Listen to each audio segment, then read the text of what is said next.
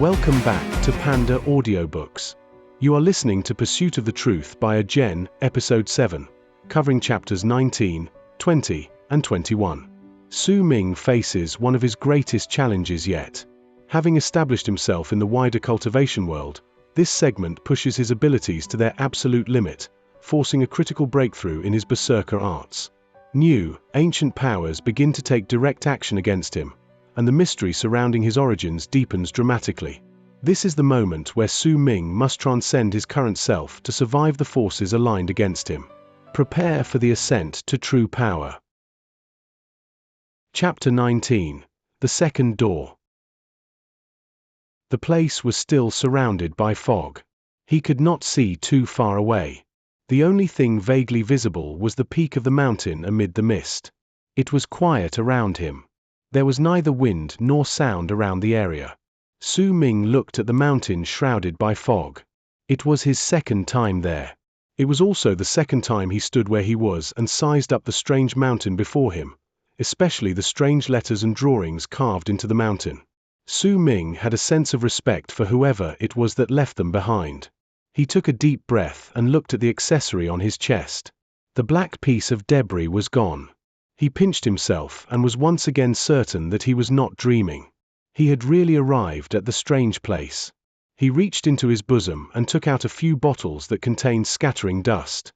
Then he quickly walked towards the fog. Before long, he arrived at the foot of the mountain and he went into the tunnel again. He did not stop until he reached the stone door in the tunnel. As he looked at the familiar circle in the middle of the door and the 15 small holes there, Qiú Mó hesitated for a moment. Then he took a pill out from one of the bottles. With the pill between his fingers, he placed it into the very first hole on the door. At the very moment his fingers touched the small hole on the door, Qiú Mó felt a faint pull coming from the hole and it sucked in the pill between his fingers. Qiú Mó became stern and alert. He was unsure if his judgment was correct and he did not know what would happen once he filled up all 15 holes. However, he had envisioned this trip for a long time and a part of him was looking forward to it. He did not act rashly. After the first hole absorbed the pill, Qiú Mó focused his attention on the door. Nothing happened. Qiú Mó scratched his head. After a moment of thought, he took out another pill and placed it in the second hole. This continued until he placed the 15th pill into the last hole with much reluctance and nervousness. If there are still no changes even after I've placed 15 pills into the holes, all of this would be a waste. Qiú Mó watched the 15 holes anxiously. At that very moment, a gentle glow surfaced from the holes. Qiú Mó immediately retreated excitedly. As the light surrounded the door and gradually grew brighter, the strings on the door came to life and moved slowly. After a while, they joined together and started to turn quickly like a vortex. As they turned, the light from the 15 holes was slowly but surely sucked into the vortex, causing the door to be enveloped by a brilliant light. A roaring sound suddenly reverberated throughout the tunnel. The sound was so loud it could have made a person deaf. It made Qiú Mó involuntarily manifest the 10 blood veins within his body.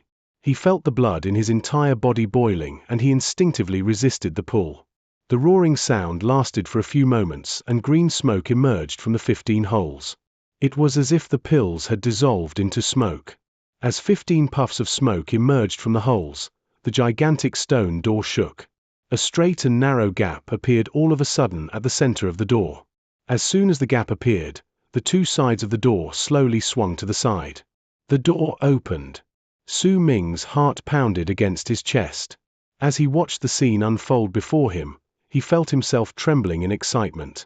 It was only after the door opened completely that Qiú Mó took in a sharp breath. There was no longer a tunnel behind the stone door but a small stone chamber. The walls in the chamber were not smooth, instead, they were filled with carvings. There was a large door that was tightly shut at the northern wall in the chamber. On the ceiling of the chamber were some stones glowing faintly. They had fused into the walls of the chamber. There was a faint aroma in the chamber which could lift a person's spirits the moment they took a whiff of it. Qiú Mó's eyes lit up with excitement, but he still walked into the chamber carefully. He swept his gaze around the walls and saw that the style of the carvings on the walls was similar to the ones in the tunnel. They all featured men with messy hair creating medicinal pills in an ancient setting. When Qiú Mó first arrived at the place, he was baffled by the drawings. However, following the success of his own quenching of the herbs and the additional memories he gained, he could understand most of them when he saw the drawings again. The figures on the drawings were creating different medicinal pills. As Su Ming observed the drawings, he could not help but be immersed in them. He verified each and every one of the drawings with his own experiences and forgot about the time as he obsessed over the drawings. He would move quickly to search for the next carving once he finished observing one. He did not realize how much time had passed.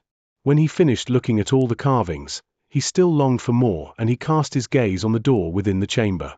This door was slightly different from the first one. It was completely black and it gave off a nice aroma. It seemed like the materials used to build the door held some mysterious properties. It also had a sort of heaviness to it. There was a drawing on the door too, but it featured a gigantic cauldron. There were also wisps of smoke carved on top of it. It almost looked real. As Su Ming looked on, he had the impression that he was not looking at a drawing but at a real cauldron used for the quenching of herbs. If only I had a cauldron like this. Su Ming looked at the cauldron for a few more moments with envy. Su Ming saw a number of different herbs on top and on both sides of the cauldron. He immediately felt himself quivering in excitement and paid full attention to the drawing. This was what he came here for, to find more recipes to create other medicinal pills. To the left of the cauldron were 7 herbs. Among the 7 herbs, 5 of them were herbs needed to create scattering dust. As for the other 2, Su Ming had never seen them before. After he carefully observed their features, Su Ming imprinted their image on his mind. There were 8 holes on the stone door arranged neatly, right underneath the recipe. To the right of the cauldron were 8 herbs. The recipe was slightly similar to the recipe on the left. 5 of the herbs required were also the necessary ingredients for scattering dust. When Su Ming saw the additional 3 ingredients necessary, his eyes lit up with joy. He knew 2 of the 3 herbs. They were just slightly rare. There were also holes underneath this recipe, but the number was slightly more than the recipe on the left. There were 12 holes underneath it. When Su Ming looked at the recipe on the top of the cauldron, his face became grim. The ingredients to the recipe were not herbs. The drawing was of 3 things that would incite fear among those who saw them. The first was the scales from the tail of a python. The second was the 9th leg from a 9-legged spider, and the third was the 3rd finger from the right hand of a small black humanoid creature, the size of a palm. Strangely, there were no holes underneath the 3rd recipe. Perhaps, it was because the medicinal pill was too hard to create, so it was not necessary to make it. Su Ming fell silent momentarily. He walked towards the stone door and raised his right hand. Without any hesitation, he pressed his hand on the door and immediately, the drawing of the cauldron emitted a piercing light. It enveloped Su Ming's body. After a moment of discomfort, foreign memories appeared once again in Su Ming's mind. He obtained the method to create the 3 medicinal pills and their names. South Asunder. Su Ming looked at the drawing on the left of the cauldron, then turned his gaze to the right. Mountain Spirit. As for the last one, the welcoming of deities. Su Ming looked at the strange recipe on top of the cauldron and mumbled. As Su Ming thought about them, the light surrounding his body gradually dimmed along with the light from the cauldron on the stone door. Once the light completely disappeared, Su Ming's vision blurred, but he was not nervous. He had already experienced this once. There was a strange whistling sound next to his ears. Once it was over, his vision slowly returned, and he found himself in his room within the tribe settlement. Su Ming took a deep breath and walked towards the door immediately. He took away the chair and opened the door. It was still nighttime outside. The stars shone in the sky. It was quiet as the cold night wind blew past him. However, there was a faint silver light at the horizon, a clear sign that dawn was about to arrive. Looks like the difference in time between the 2 places is not too big. Su Ming closed the door behind him and sat down with his legs crossed again. He cupped his chin with his hands and began thinking. All 3 crafting methods are different for the 3 medicinal pills. I've never seen the 2 herbs required for Fire of the South, so I can ignore that for now. As for the welcoming of deities, Su Ming narrowed his eyes. The ingredients required for this pill aren't herbs, and the items are simply too strange.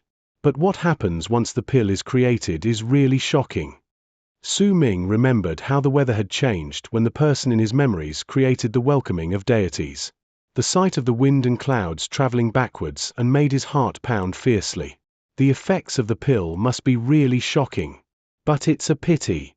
It's clear with the lack of holes on the stone door that the creation of this pill is extremely difficult. That's why it does not serve as a key to open the door. With some thought, Su Ming already guessed about half of the true story. Looks like the only thing I can create for now is mountain spirit.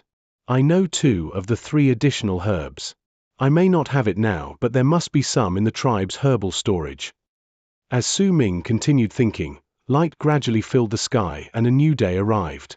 He had not rested an entire night, but Su Ming was not tired at all. The lack of fatigue became obvious when he reached the 2nd level in the blood solidification realm. It was as if he had obtained a huge amount of energy. Unless he went a few nights without sleep, he would not become tired. As day arrived, the members of the tribe started busying themselves with work. Once Su Ming cleaned himself up, he walked towards a house made of grass not far away from his own house. It was surrounded by a fence which was constantly guarded by a few members of the tribe. Chapter 20. Bei Ling. The wind in the morning was cold, and with the winter, it felt like there were blades cutting through his skin as it blew past him. In spite of that, with the bonfire burning amid the tribe, a gentle warmth surrounded the entire tribe as it expelled the cold. The circulation of qi within their bodies allowed berserkers to resist the cold, but as most of the members of the tribe were normal people, most of them chose not to venture out during winter. Even if they did go out, they would wear thick hides to fend against the cold. During the winter, common healers in the tribe would also be at their busiest. They had to create vast amounts of medication to increase the tribe members' immunity against the cold. The elder would also activate the qi in his body during the coldest days of the season to help the entire tribe last through the cold. Su Ming wore a beast skin shirt that covered his entire body and trudged through the snow towards the tribe as he listened to the crunchy sounds from the snow under his feet. Looking at the familiar sights in his tribe and at the tribe members greeting him with smiles, it warmed his heart. It seemed to chase away the frigid winter cold. The houses in the tribe were mostly simple in design. They were fine during the other seasons, but they could not provide shelter against the wind during winter. They had to cover the walls of the houses with a large amount of hides to prevent the cold from entering their houses. Sometimes, the hides would not stick to the walls for a long period of time and would require regular maintenance. The tribe members themselves also needed to add wood to the fires in their houses regularly. Hence, winter was torture for most of the tribe members. At the very least, the cold did not kill them, but it was still troublesome. Su Ming arrived at the building constantly guarded by a few members of the tribe. It was the herbal storage for Dark Mountain tribe. The walls of the building outside were covered by thick layers of hide. There were also several bonfires burning around the building. They allowed him to feel a layer of heat as he rode on the tails of the cold wind when he went near. Su Ming was familiar with the place. Every single time he returned after collecting herbs, he would deliver all the herbs he collected there. So, when the guards saw Su Ming, they smiled and did not stop him. Su Ming smiled back and greeted them as he went through the fence. Just as he was about to open the door and enter, a happy voice called out from behind. "Su Ming, when did you come back?" It was a girl's voice. It was pleasant to the ears and sounded just like the ringing of 100 bells. Su Ming stopped and turned around. When he saw her, his gaze softened. The owner of the voice was a slightly big girl. She was covered entirely in thick hide and her long hair was tied together with a grass string.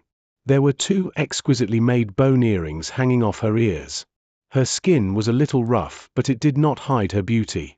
Her eyes were big like giant puddles of water, but they were clear, showing off her innocence.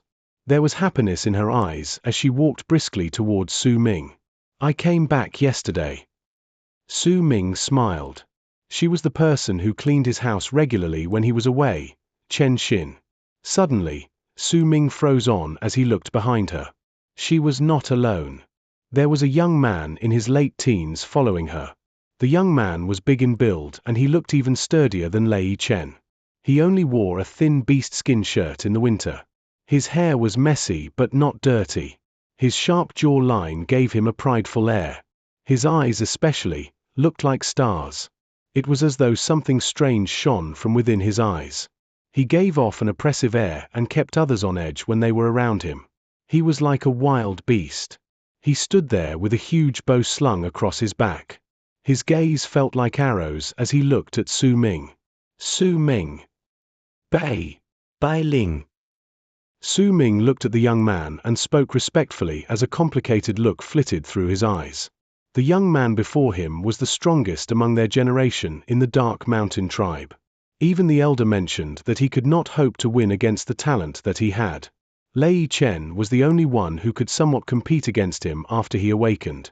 As the strongest of the younger generation in the tribe, the speed of his training was incredibly fast. Su Ming once overheard the elder saying that he was the one who held the most promise to break through the blood solidification realm and become one of the few to reach the legendary transcendence realm. His name was also known throughout the other tribes around them. Even Windstream tribe had heard of him and they sent messengers to take him away to be trained in their tribe. Su Ming did not expect to see him.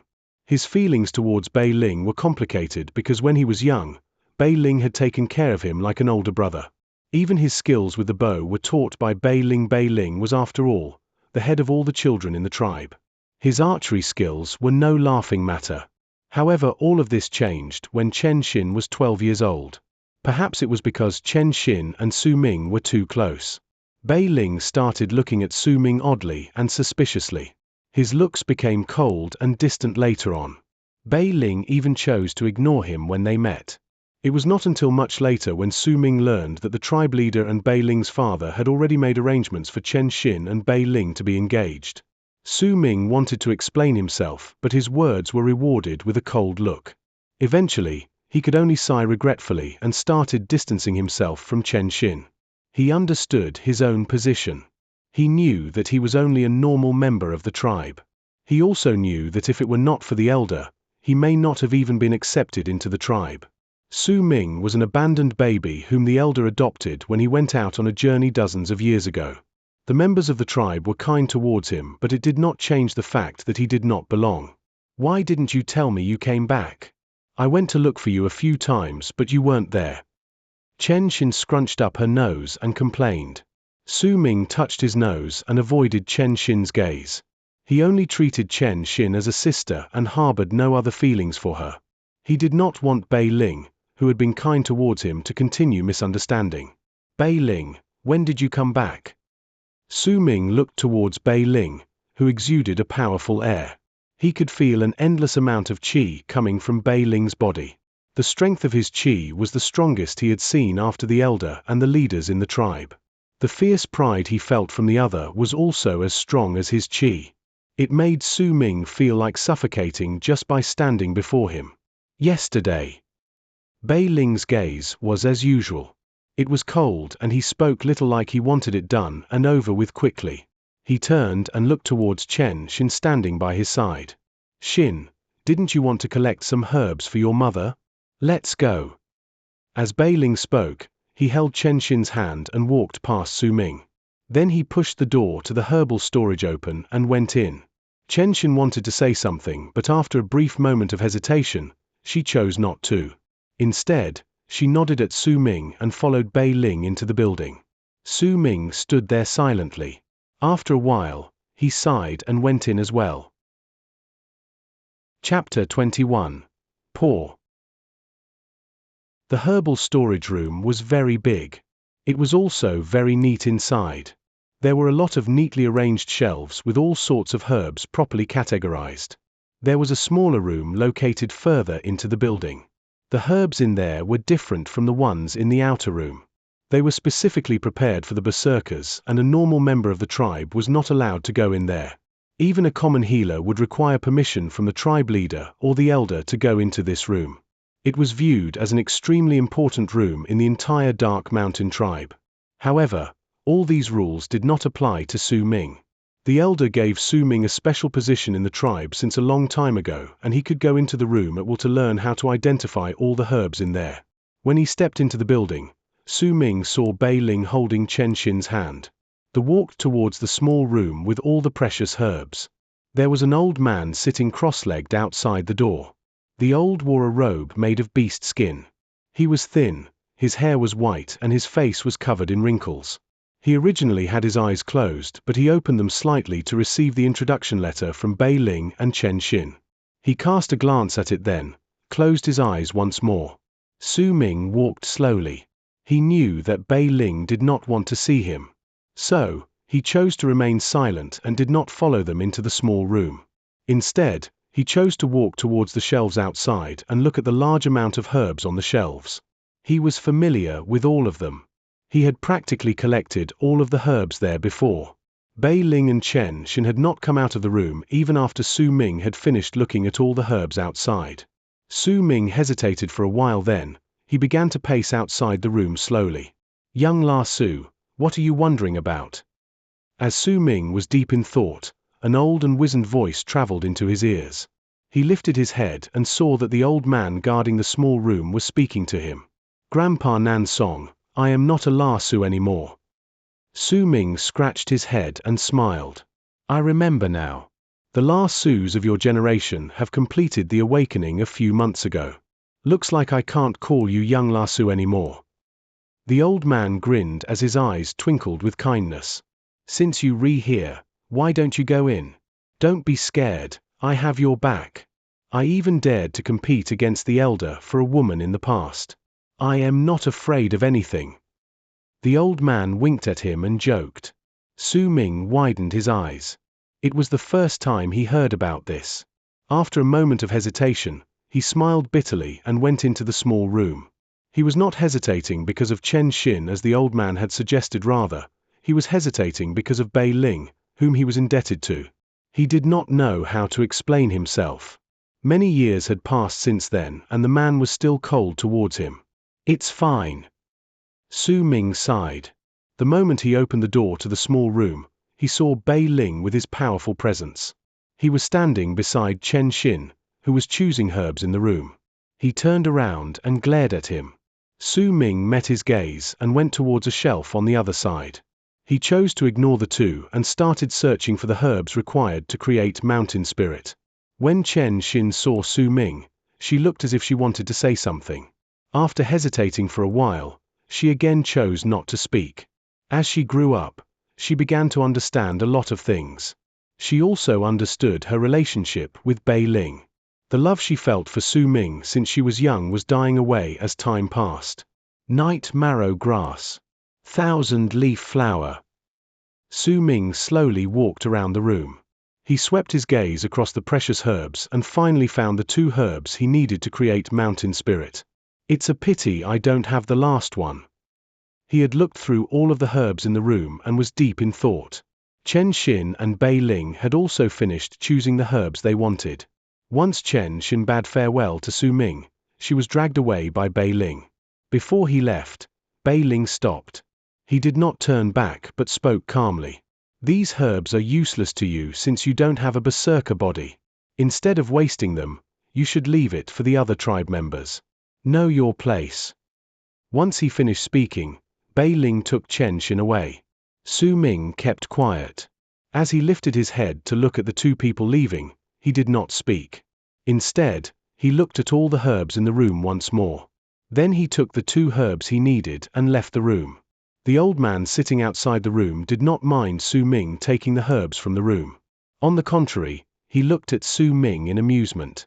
"Grandpa Nan Song, it's not what you think." Su Ming touched his nose.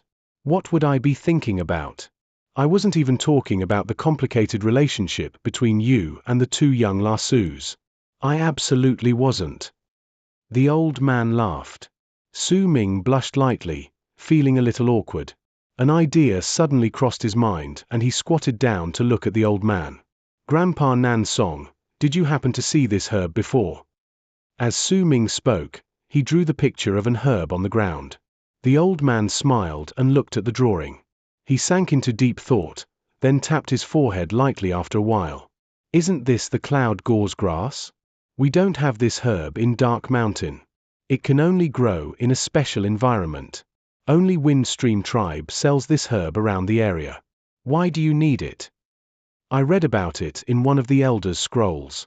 I've tried looking for it in Dark Mountain but I couldn't find it. So that's how it is." Understanding dawned on Su Ming's face. Of course not. This is an herb suitable for lower-leveled berserkers in the blood solidification realm. It's just that they resold at a high price in Windstream Tribe. If you want it, you can ask the elder to bring you to the trading square located just outside Windstream Tribe. There are all sorts of herbs sold there. The old man shook his head and smiled. Su Ming's interest was piqued. He asked a few more questions, then rose up and left after he bidding farewell to the old man. The old man looked at him with teasing eyes as he departed.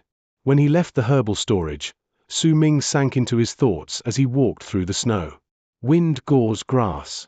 I can obtain the other herbs for mountain spirit myself, but as for wind gauze grass, Grandpa Nan's song said that it's really expensive. Ha! Su Ming frowned.